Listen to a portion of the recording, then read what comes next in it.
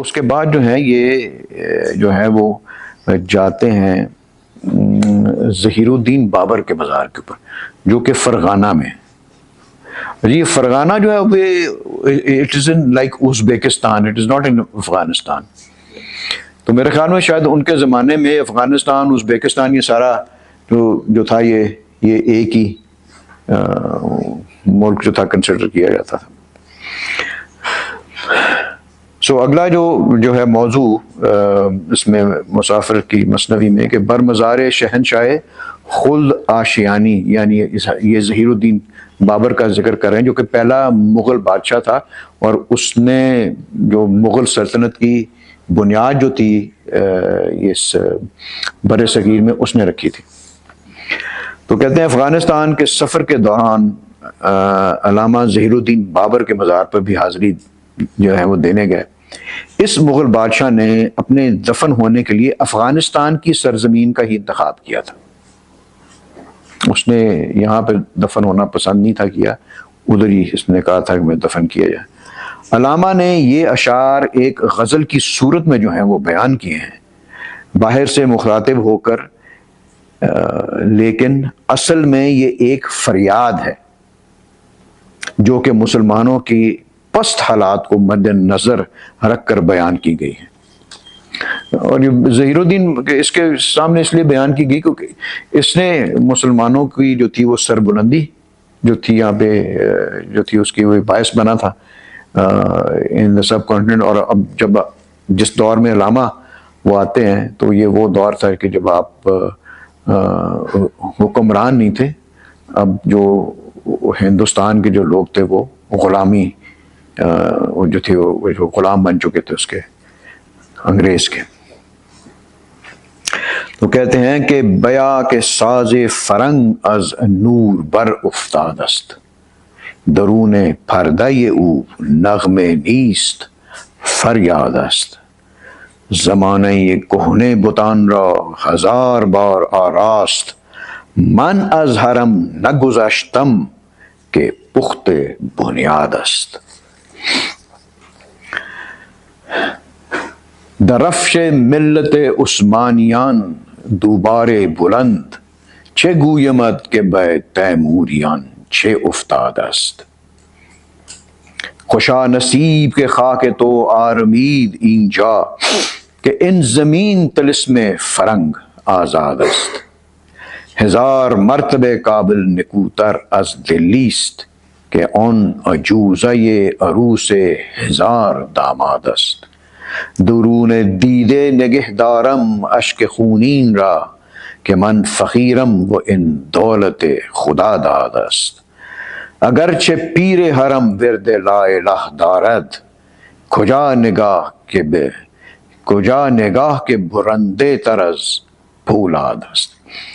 سو اس سے مخاطب ہو کے اس کے مدار پر جو ہے علامہ یہ فرماتے ہیں کہ اے بابر، انگریز حکمران ہندوستان میں اب ڈگمگا چکے ہیں، کمزور پڑ چکے ہیں، تو واپس آ اور ایک دفعہ پھر اپنی کھوئی ہوئی سلطنت جو ہے اس کو حاصل کر لے اور مسلمانوں کو ان کا مقام واپس دلا دے۔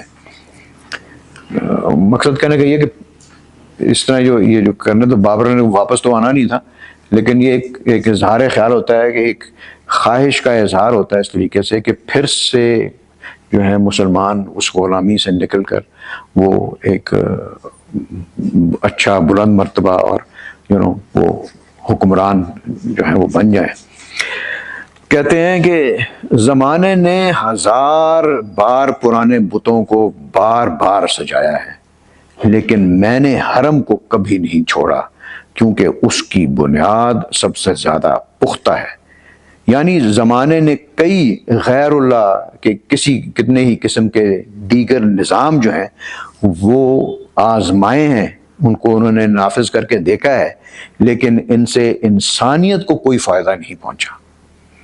یہ کام اسلام کی بنیادوں پر ہی ممکن ہو سکتا ہے، اور اس لیے علامہ کہتے ہیں کہ میں نے اپنی جو ہے وہ اسلام کی بنیاد کو کبھی بھی نہیں چھوڑا۔ وہ کہتے ہیں کہ دیکھو عثمانی ترکوں کا پرچم ایک دفعہ پھر بلند ہو چکا ہے، کہ ترکوں نے پھر اپنے آپ کو جو تھا وہ بچا لیا تھا. انہوں نے وہ جو تھا اپنے آپ کو کانکر نہیں تھا ہونے دیا انہوں نے, اور انہوں نے بڑی شدید قسم کی اور خونی جنگوں کے بعد انہوں نے اپنی جو تھی یہ انڈیپینڈنس کو قائم رکھا انہوں نے. تو کہتے ہیں انہوں نے شکست کھا کر پھر اپنی حکومت جو ہے وہ قائم کر لی, لیکن افسوس کے مغل حکمران ان سے جو ہے وہ افسوس کے مغل حکمران اس سے محروم رہ گئے. سو اے بابر, تو خوش قسمت ہے کہ تو افغانستان جیسے آزاد ملک میں دفن ہے, کیونکہ یہ سرزمین انگریز کی گرفت سے آزاد ہے. کیونکہ کابل دلی سے 1000 مرتبہ بہتر ہے. دلی اس بڑھیا کی طرح ہے جس کے 1000 داماد ہوں.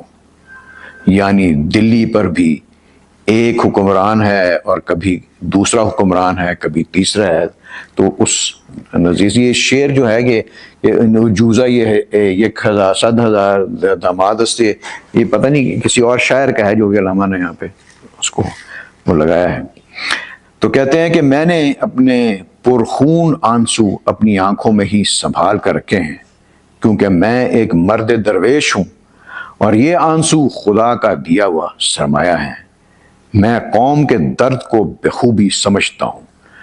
یہ آنسو کیا ہے, جیسے علامہ وہ کہتے ہیں نا کہ اسحاق کو اللہ نے بخشے ہیں وہ آنسو, کرتی ہے چمک جن کی ستاروں کو عرقناک. تو پھر یہ بابر سے مخاطب ہو کر کہتے ہیں کہ اگرچہ پیر حرم لا الہ کا ورد تو کرتا ہے, یعنی کہ آپ کی جو دینی یہ جو اسکالر ہیں اور دینی جو رہنما ہیں آپ کے, وہ کلمہ گو تو ہیں, لیکن ان کی نگاہ میں فولاد جیسی کاٹدار صلاحیت کہاں ہے. یعنی ان کے اندر وہ جہاد کا جذبہ ہی نہیں ہے ان کے اندر. وہ عمل اور کردار دونوں سے عاری ہیں, ان میں ہے ہی نہیں ہے. کردار اور عمل کے بغیر مسلمانی محض ایک دعویٰ ہے اور اس کے سوا کچھ بھی نہیں. اسے علامہ اپنے ایک اور شعر میں یہ فرماتے ہیں کہ خرد نے کہہ بھی دیا لا الہ تو کیا حاصل, دل و نگاہ مسلمان نہیں تو کچھ بھی نہیں. یہ بابر کا بھی ختم ہو جاتا ہے.